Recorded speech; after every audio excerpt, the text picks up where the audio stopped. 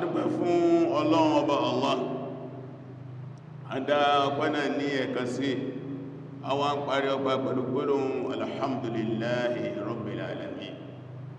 Ọba tí a fọpẹ́ fún náà ni ọba tó rí pé ọpẹ́ yẹ, ọba tó ṣẹ̀dá wa ń gbà ṣẹ̀dá wa, ọba tí ń mójútó wa tí ń dáàbò bò wa, ọba tí ó kù pẹ̀lú wa tó ń ràn wá lọ́wọ́ lórí gbogbo àwọn àdáwọlé wa. Ọba yìí náà ni a fi ọpẹ́ fún.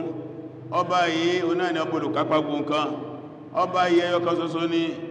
Ọba yìí o ní máa ń darí gbogbo nǹkan, ní máa ń darí gbogbo àlámàrí bó bá ṣe wù. Tó bá fẹ́ kílẹ̀ mọ́ ilẹ̀ ó mọ́, tó bá fẹ́ kílẹ̀ sú ilẹ̀ ó sú, tó bá kí afẹ́rẹ́ fẹ́ afẹ́rẹ́ ọ̀fẹ́, tó bá fẹ́ kí òjò rọ̀ òjò ọ̀rọ̀, tó bá fẹ́ kí iná jó iná jó, tó bá fẹ́ kó mi yálé omi ayálé. Ọba yìí ọba alágbára ni, òun náà ni ọba tí a dúpẹ́ fún. Lọ́ba tá yìn lógo, lọ́ba tí a gbàgbọ́, lọ́ba tá a gbára lé. Ọ̀dọ̀ ẹ̀ láti ń wá ìrànlọ́wọ́ ní gbogbo ìgbà. Òun náà là ń wá ní olùtọ́wasọ́nà sí inú ojú ọ̀nà tá a wà yìí. Ọba iná là ń sáàdì kún ní oníjẹ́ aburú, aburú ẹ̀mí, aburú ṣe, aburú nǹkan olóró tí ṣe ń sùdá ọlọ́mọsá ìlàwà ń bẹ̀. Ọba yìí ẹni bá fi mọ̀nà lọ́wọ́ máa jẹ́ ní ìmọ̀nà, ẹni ọlọ́wọ́ bá sọ̀rọ̀ kò tó fi mọ̀nà láíláí. Adúpẹ́ fọ́lọ́ọ̀bá tó fi ọmọdé tí ó sọ̀wánù kọlọ máa sọ̀wánù láíláí. Àtúnwá jẹ́rìí pé Ànábì Muhammad sallallahu alaihi wasallam ẹrú ọlọ́ọ̀bá ní ṣe, òṣìṣẹ́ ọlọ́ọ̀bá ní ṣe. Ànábì wa Muhammad ànábì àánú ni, ànábì Muhammad ànábì ìmọ̀nà ni.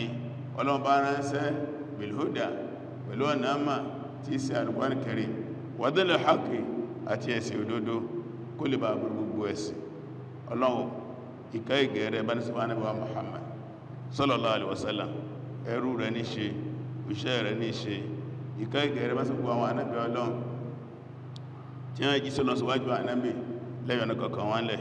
Ìyọ́nú rẹ̀ Ọlọ́run kó má jẹ́ tàwọn sàábé, kó má jẹ́ tara àwọn ará ilé ànábì sallallahu alaihi wasallam àti gbogbo ẹni tó tẹ̀lé wọn bó ṣe tó bó ṣe yẹ títí tí ó fi di ọjọ́ ẹ̀san. À ń bẹ Ọlọ́run bá Allah pánátà ń bẹ̀lá ìlẹ́ni ìrẹ́ Ọlọ́run yọ́nú sí wa, ìrẹ́ Ọlọ́run gbà wá lẹ́rú, fúrẹ́sẹ̀ wá jìn wa, àwọn ọmọ wa àwọn ọmọdọ́mọ wa yọ́nú sí wọn bá ní fúrẹ́sẹ̀ wá jìn wa. Mọ́sá ìsìnbẹ̀ fún Ọlọ́run èyàn rú sí Ọlọ́run.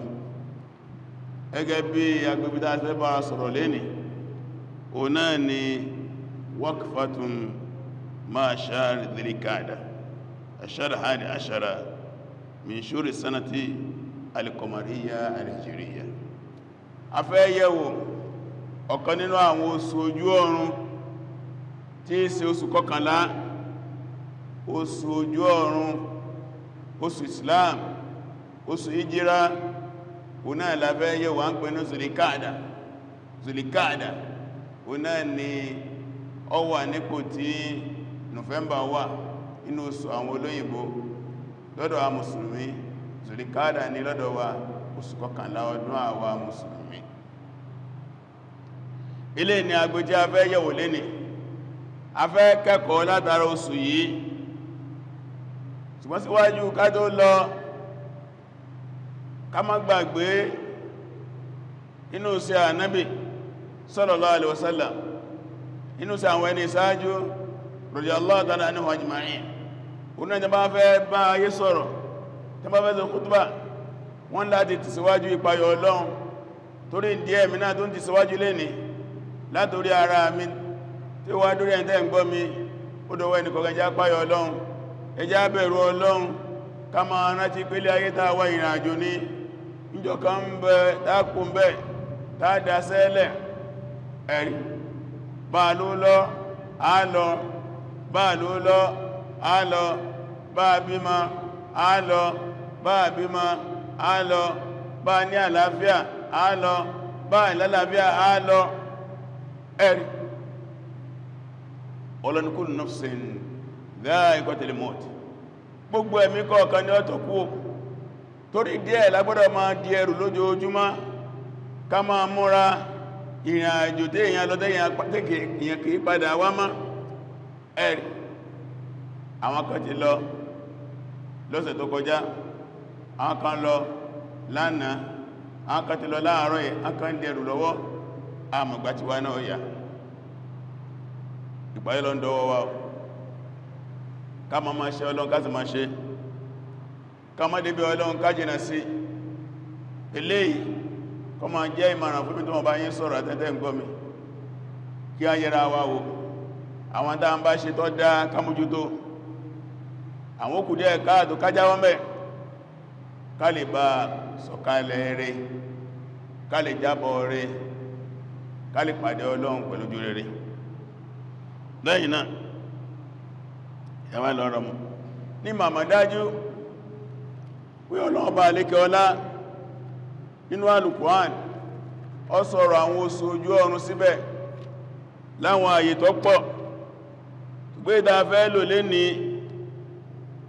ọ̀nà ní Suratu Tawbah Quran chapter 9 ayah 36 buwada bá ní Al-Qur'an náà lálẹ́ wò Ọlọ́run ní inna iddata shuhuri indallahi dárájú iye òǹkà oṣù tí ń bẹ lọ́dún Ọlọ́run ọba Allah ìfìnà ashara shaharan Ọlọ́run lóṣù méjìlá ni fi kitabillahi ó ń bẹnu tí Ọlọ́run yawma khalaqa as-samawati wal arda níjọ́ tó lọ bá ti dá sámà àti ló ti wà ń bẹ minha arba'atu hurumun ń bẹ mẹ́rin tọ́jú oṣù ọ̀wọ̀ dhalika dinul qayyim ká máa lo àwọn oṣù yìí ká máa fi lè ṣùgbá sí ayé wa o náà ní túnmọ̀ pé ẹsẹ̀ ẹ̀sìn wá fẹsẹ̀ nílẹ̀ nídìí túnmọ̀ sí òǹkà tó pé jùlọ wala tadhlimu fihinna anfusakum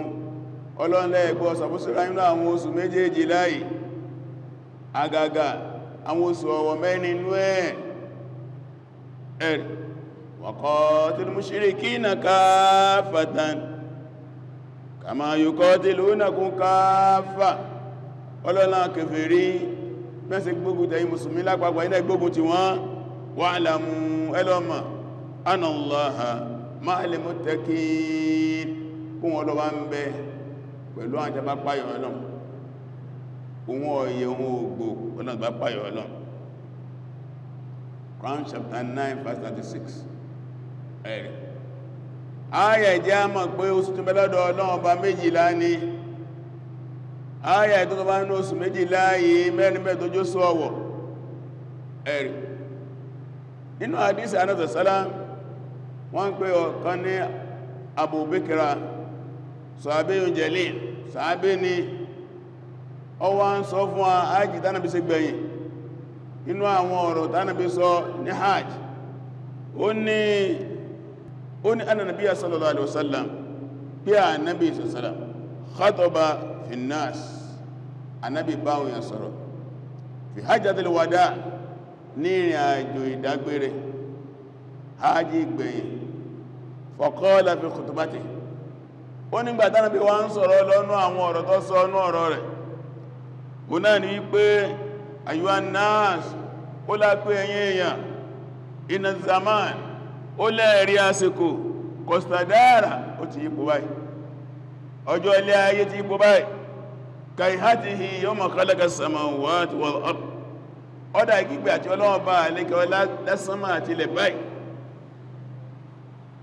asannatu ìdí wá jẹ́ ọdún kan lọ́dọ̀ Ọlọ́run ìfìnà ashara shahran olóṣù méjìlá ni ó ní jẹ́ ọdún kan lọ́dọ̀ Ọlọ́run minha arba'atu hurum inú àwọn oṣù méjìlá yìí mẹ́rin mẹ́mẹ́tọ́ jẹ́ oṣù ọ̀wọ̀ thalathun mutawaliyat mẹ́ta ń bẹ ó tẹ̀léra wọn inú àwọn oṣù ọ̀wọ̀ mẹ́rin mẹ́ta tẹ̀léra wọn Zulqa'da oṣù ọ̀wọ̀ ní Zulhijja oṣù ọ̀wọ̀ ní Al-Muharram oṣù ọ̀wọ̀ ní mẹ́ta tó tẹ̀léra wọn nìyẹn ó ní wa Rajab Mudhar bẹ́ẹ̀ náà lóṣù Rajab tí àwọn ìdílé kan dáa pé múrọ̀ jẹ́ máa ń pọ́n lé alladhi bayna Jumada wa Sha'ban ó náà lẹ́lẹ́kẹrin ó ń bẹ láàrin Jumada Thaniya wa Sha'ban ẹ̀rì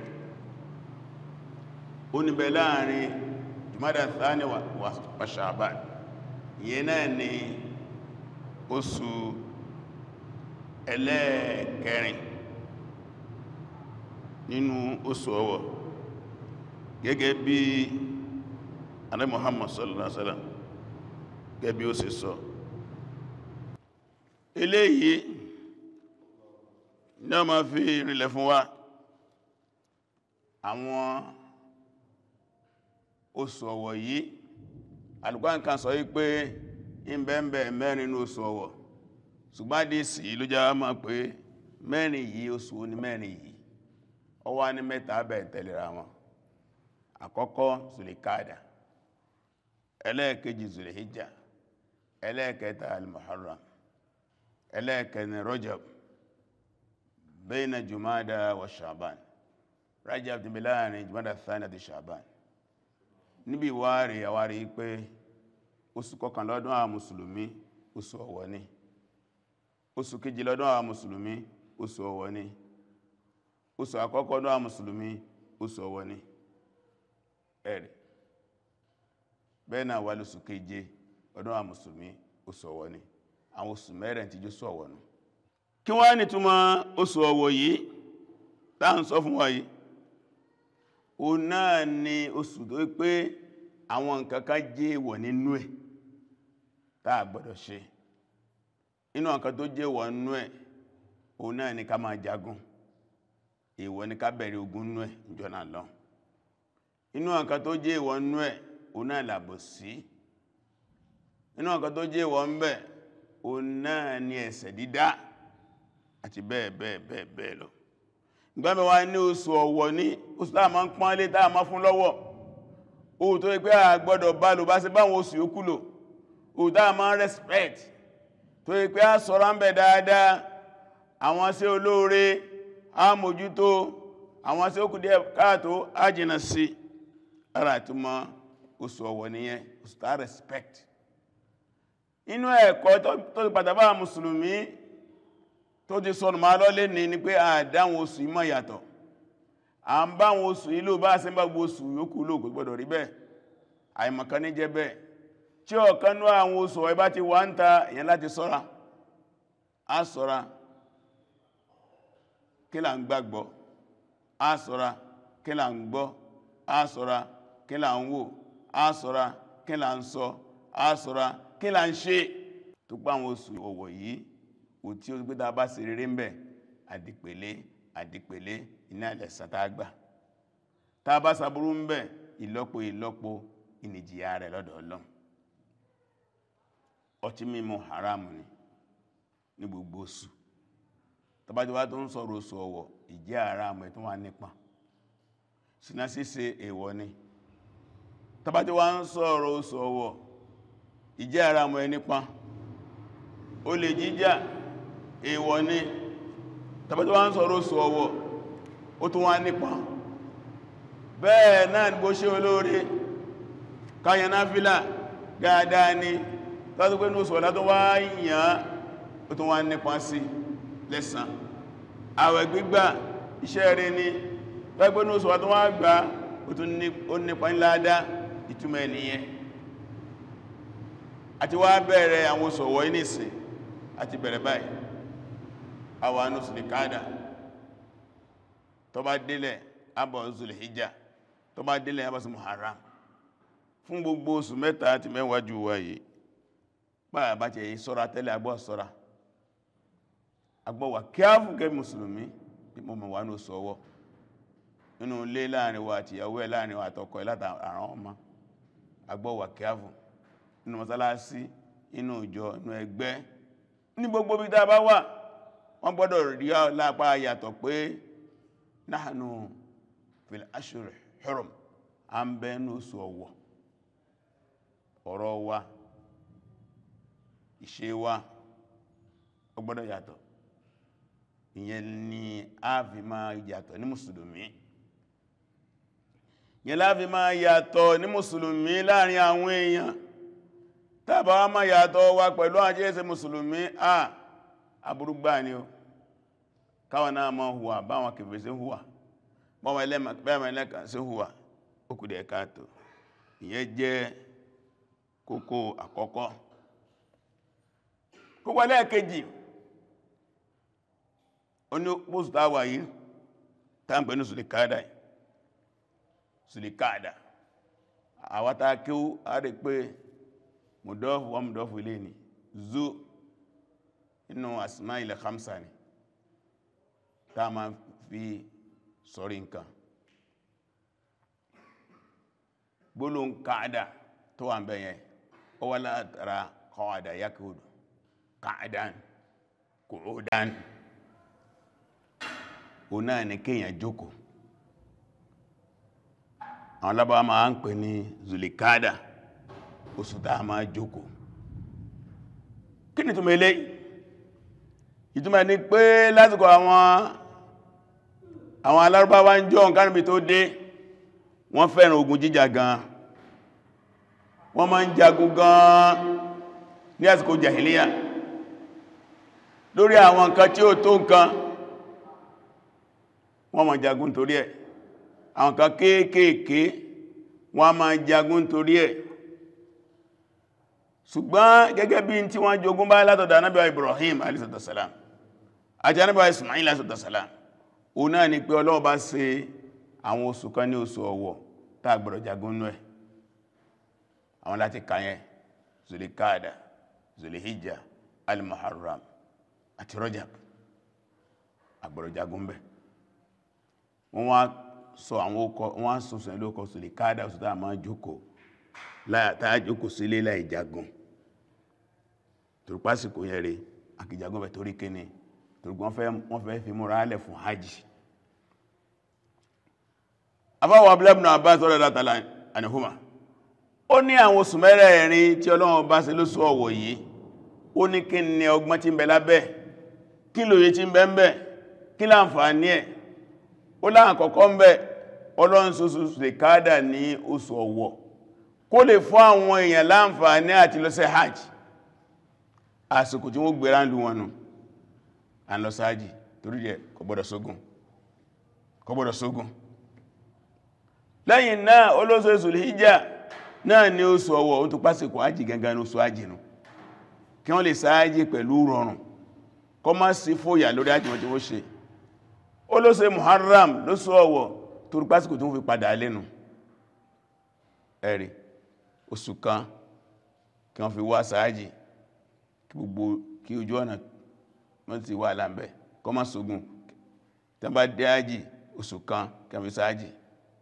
tó bá dé Muharram tí wọ́n bá padà lé oṣù kan ó ní Rajab Ọlọ́run wá sí lóṣù Ọ̀wọ̀ láàrin ọdún láàrin gbogbo ọdún olóṣù keje pé àwọn tí wọ́n bá fẹ́ ṣe umura láàrin ọdún kí wọ́n láǹfààní àti ṣe umura ó ní dìí tí ń bẹ́ẹ̀ nù tọ́lọ́run fi ṣe àwọn oṣù mẹ́rẹ̀ lóṣù Ọ̀wọ̀ fún ààbò náà ni fún àlàáfíà fún peace tó di eléyìí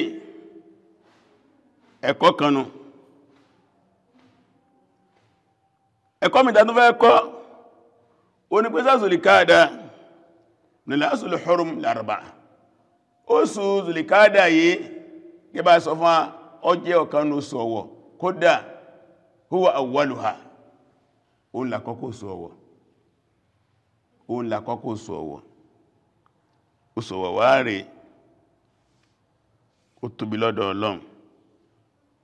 ó tóbi lọ́dọ̀ Ọlọ́run torí díẹ̀ nígbàtí Ànábì Ibrahim náà dé àti ọmọ rẹ̀ Ismail alayhi salam wọ́n gbóṣù ìtòmí wọn fún lọ́wọ́ láti wá sọ fún ayé pé àwọn kankan ń bẹ tó jẹ́ èèwọ̀ ń bẹ ogun jíjà èèwọ̀ ni kásàbòsí èèwọ̀ ni ká máa dẹ́ṣẹ̀ nínú àwọn oṣù Ọ̀wọ̀ èèwọ̀ ni lọ́sọ pé fala tadhlimu fihinna anfusakum gbogbo oṣù méjèèjìlá ẹ má ṣàbòsíra yín àgàgà àwọn oṣù Ọ̀wọ̀ mẹ́rẹ̀ẹ̀rin àwọn afọ́nimọ̀ tafsir ẹ̀rì wọ́n ní li'annaha akad torí pé àwọn oṣù Ọ̀wọ̀ mẹ́rẹ̀ẹ̀rin ló nípọn jù kéèyàn dẹ́ṣẹ̀ ń bẹ wa ablag fil ithmi ló sì lé jù ní ẹ̀ṣẹ̀ dídá ju àwọn yòókù lọ ló wá sí pé ọ̀kan náà àwọn àfáà sáájú tí a ń pè ní Qatada rahimahullah o wá ń sọ ó ní inna dhulma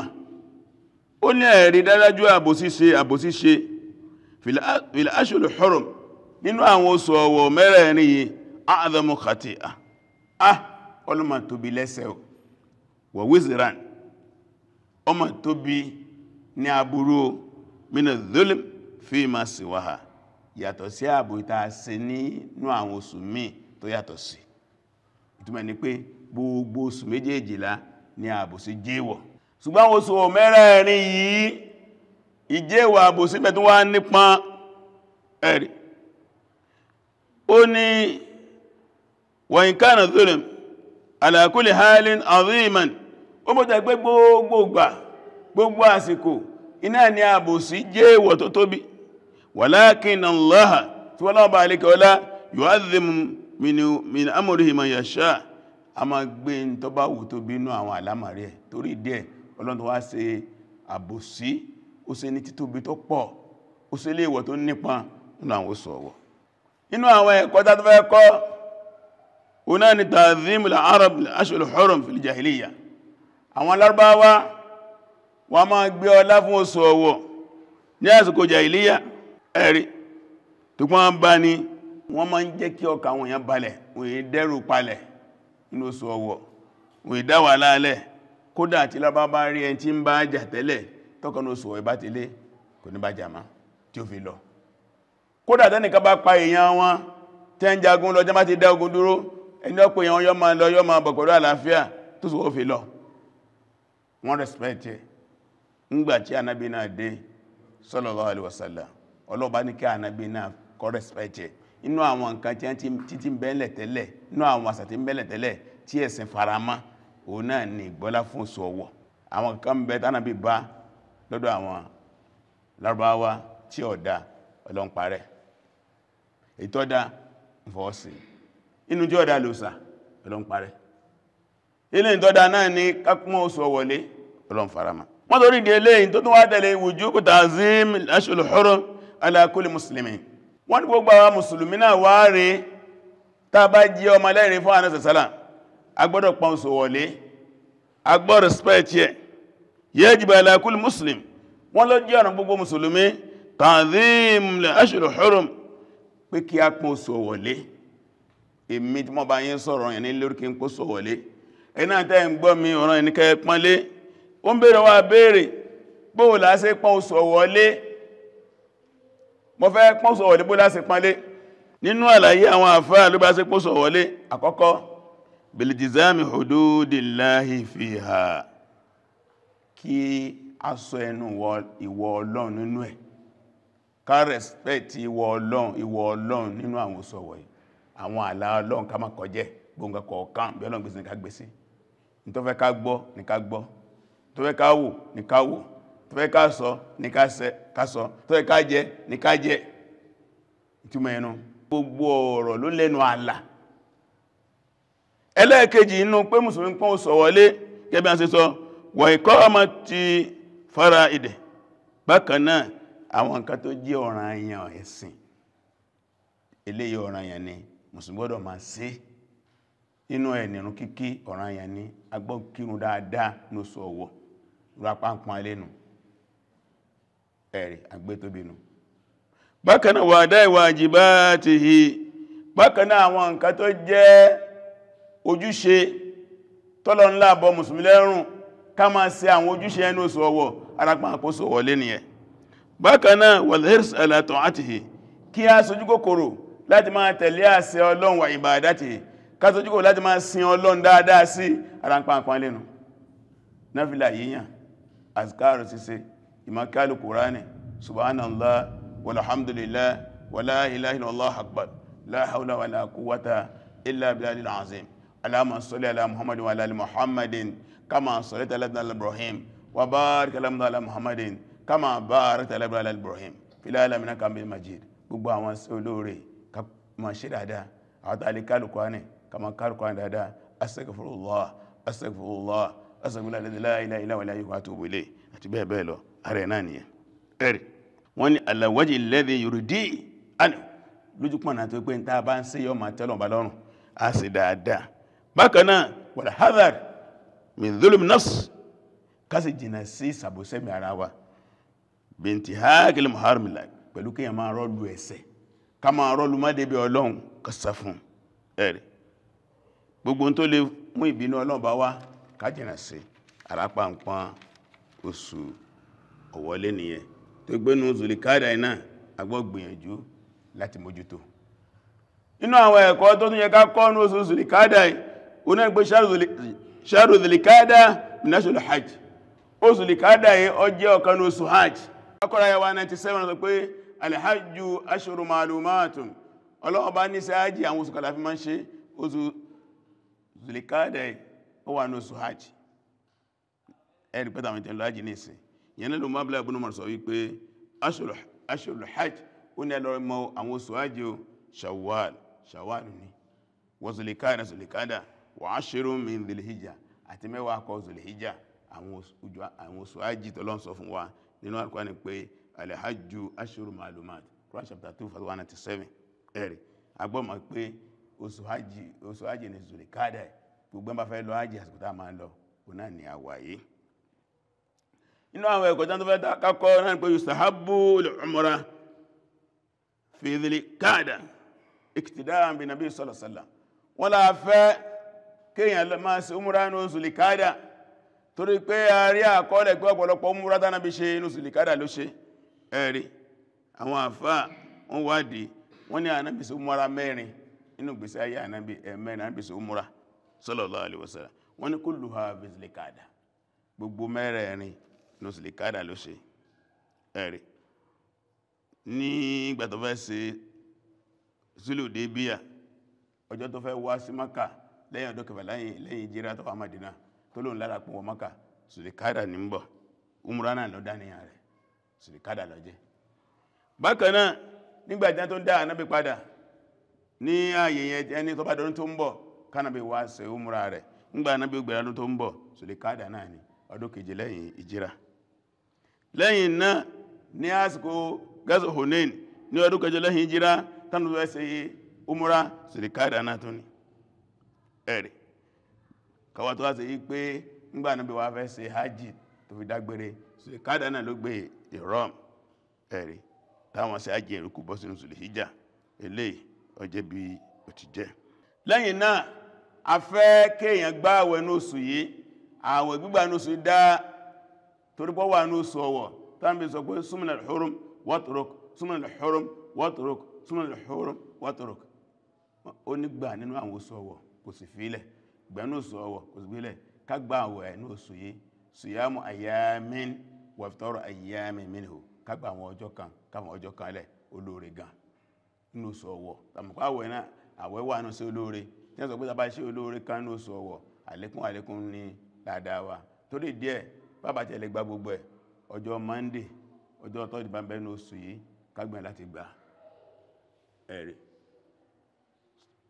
Thursday kan ti lọ́mbẹ̀ nìsìn lọ́tùnlá ní àbíjọ́ mẹ́rin ní Monday àkọ́kọ́ mẹ́. Ẹ̀rí ti gbọ́dọ̀ òní 4 ọjọ́ Tuesday lọ bẹ̀rẹ̀ òní 4 káwá ṣe pé àwọn Monday tó kù nú ẹ̀ kágbà àwọn Thursday tó kù nú ẹ̀ kágbà lẹ́nà kágbà 13 14 15. Ẹ̀rí tí a bá gba Monday nú ẹ̀ mẹ́rin tó gba Thursday nú ẹ̀ mẹ́rin ó jẹ́ mẹ́jọ tó á gba 13 14 15 àjọ àwẹ̀ mọ́kànlá at least kátírà láti gba àwẹ̀ bí mọ́kànlá ń bẹ̀ a sì láǹfààní mẹ́wàá tó kú Thursday ti lọ a sì láǹfààní mẹ́wàá lè tó sẹ́kù àrójúṣe wà ní. Ẹ̀rí ládá pẹ́mbẹ̀ sí lórí. Bákan náà nínú àwọn kan tó ṣe pàtàkì tí a tó fẹ́ ká mọ̀ òun náà ni pé Ọlọ́run ní kí àwọn ìṣẹ̀lẹ̀ kan kó ṣẹlẹ̀ ní oṣù Zulikada yìí inú ìtàn Islam. Ẹ̀rí abálọ wọnú Suratu A'raf aya 142 ìgbàtọ́lọ́wọ́ bá alékẹ́ ọlá tí ń sọ̀tàn Ànábì wa Musa alayhi wassalam tọ́lọ́ ń sọ fún wa ní aya 142 Ọlọ́ni wa wa'adna Musa 30 laylatan wa atmamna bi 10 fatamma miqatu rabbi 40 layla. Ọlọ́ni nígbàtí a gbé àdéhùn fún Ànábì Musa àdéhùn 30 ọjọ́ lẹ́yìn náà wá parí ẹ̀ pẹ̀lú ọjọ́ mẹ́wàá báyìí ni àsìkò Ọlọ́run bá tó dá ó sì wá jẹ́ 40 ọjọ́ ẹ̀rí lórí eléyìí wọ́n ní salasina Laylatul Qadr sọ mbẹ̀yẹ òun náà ni Zulqa'dah ní Zulqa'dah ni ó fi hàn pé àṣẹ tọ́lọ́run pa Musa àdé tọ́lọ́run gbé fún jọ́nà lọ́run Zulqa'dah ni wọ́n ní wà á ṣírù yẹ Zulhijjah ni yẹ gẹ́gẹ́ bí afábùnú Abbas ẹbó ṣe sọ Imam Tabari gbà wá bẹ́ẹ̀ àti Ibn Kathir rahimahullah tó èdè eléyìí ìṣẹ̀lẹ̀ àdéhùn tọ́lọ́run ló ń ṣẹlẹ̀ tí àwọn àfáà sọ pé Musa gba 40 àwẹ̀ ọgbà ọgbọ̀n Ọlọ́run tó fi 10 kún wọ́n lọ́gbọ̀n jẹ́ ń sọ yẹn ọgbọ̀n anú Zulqa'dah ni 10 tọ́lọ́run fi kún yẹn ti Zulhijjah ni inú oṣù Zulqa'dah náà ló ṣẹlẹ̀ ẹ̀rí ma wá Zainab bint Jahsh Ànábì Muhammad sallallahu alaihi wasallam kókó gírẹ̀ inú Zulqa'dah àyà ìjáb páwọn obìnrin mùsùlùmí máa lọ jáb nígbàjọ́ sọ̀kalẹ̀ inú Zulqa'dah náà ló sọ̀kalẹ̀ ní ọdún 4 sí lẹ́yìn ìjírà Ghazwat al-Khandaq Ghazwat al-Ahzab ogun òkìtì parapọ̀ táwọn kìbìlá fẹ́ pa Ànábì run nígbàtí wọ́n jagun iná ní Zulqa'dah ní ọdún 5 lẹ́yìn ìjírà bẹ́ẹ̀ lọ láàmà rí oríṣiríṣi àwọn àṣẹlẹ̀ tọ́lọ́nìkọ́ ṣẹlẹ̀ nínú Zulqa'dah gbogbo eléyìí náà ní ẹ̀kọ́ tí mo sì gbọ́dọ̀ mọ̀ nípa àwọn oṣù yìí Sulhu Hudaybiyah náà nígbàtí wọ́n ṣe Sulhu Hudaybiyah ó náà ni pé Ànábì ń bọ̀ láti Mádínà lọ sí Mákà táwọn kẹfẹ́ pàdé ẹ̀lọ́ àti dádó tí ó wá sí májẹ̀mú lórí pé Ànábì gbọ́dọ̀ padà ní kò ní wọ́dọ̀ọ́dún mi kò tó wá májẹ̀mú yìí tí wọ́n ṣe yìí nígbàtí wọ́n ṣe Zulqa'dah náà ni lọ́dún kẹfà lẹ́yìn ìjírà gbogbo eléyìí ni àwọn ìṣẹ̀lẹ̀ tó ṣẹlẹ̀ nínú oṣù Zulqa'dah lágbò oṣù ńlá ni pẹ̀lú gbọ́lọ́dọ̀ Ọlọ́run àti rí pàtàkì ẹni sìn àgàgà pé oṣù Hájì ni oṣù táà máa kà táà fi máa gba oṣù Zulhijjah náà ni ó lé ní tàbá ti máa bẹ̀rẹ̀ Zulqa'dah yóò rọ̀ Ọlọ́run láti máa ìbẹ̀rẹ̀ Zulhijjah pẹ̀lú gbọ́lọ́dọ̀ Ọlọ́run Zulqa'dah ọdún yìí ó bẹ̀rẹ̀ ní ọjọ́ Tuesday tó lọ òní lọ́jọ́ 4 Tuesday lọ́jọ́ àkọ́kọ́ ẹ̀rì Wednesday lọ́jọ́ kejì Thursday lọ́jọ́ kẹta òní Jímọ̀ lọ́jọ́ 4 àwa lọ́jọ́ 4 báyìí káwa máa kà lọ láàfin wọ́n gbọ́ bá dé 29 wọ́n wọ oṣù Zulhijjah oṣù tí wọ́n fi gàràfá òtàfi sọdún tó jẹ́ káwa náà máa ti kà látàsìkò ìlọ òní ní 4 Zulqa'dah ọjọ́ 4 la wà yìí ọjọ́ 4 oṣù kọkàn lọ́dún àwọn mùsùlùmí ó náà la wà yìí ó láàfi wá mọ̀gbò ní àsìkò Iléyá àsìkò Àràfá náà láàfi mọ̀ níjọba dé 29 wọ́n wọ oṣù tí wọ́n bá ti lè rí láàfi wá mọ̀ pẹ̀tọ́ òní o lọ́jọ́ àkọ́kọ́ Zulhijjah láàmà mọ̀ pé tó bá dọjọ́ 9 rẹ̀ á jẹ́ ọjọ́ Àràfá ọjọ́ 10 rẹ̀ á jẹ́ ọjọ́ ọdún eléyìí ó náà ni àwọn ẹ̀kọ́ tá fẹ́ kọ́ra lẹ́yìn látara oṣù Zulqa'dah gbogbo àwọn ẹ̀kọ́ tá wá kọ́ yìí wọ́n tá bá ní tí àkẹta ń pè ní Lata'if lọ́wọ́ tí a fáwà bónú Rajab al-Hanbali tó ṣe ọ̀pọ̀lọpọ̀ ń tá sọ ní ń bẹ nínú ẹ̀ tó pé ọba ìgbìyànjú gbogbo sójú ọ̀run kọ̀ọ̀kan lọ́sọ̀rẹ̀ lórí láti Muharram tẹ́dé Zulhijjah lọ máa sọ àǹkà kókókókó tí ń bẹ nínú ẹ̀ ọ̀pọ̀lọpọ̀ nǹkan tá sọ náà ní ń bẹ nínú tí a yìí fáwà tá jẹ́ ọmọ kí ó tá fẹ́ lọ síwádìí nípa pàtàkì oṣù Zulqa'dah oṣù kọkànlọ́dún àwa mùsùlùmí àti bó láṣẹ bá lò kí la ojúṣe wa ń bẹ̀ẹ̀bẹ̀ kí la gbọ́dọ̀ ṣe kí la gbọ́dọ̀ ṣe ká tọrọ àforíkò lọ́n forí ẹ̀ṣẹ̀ wa jìn wá.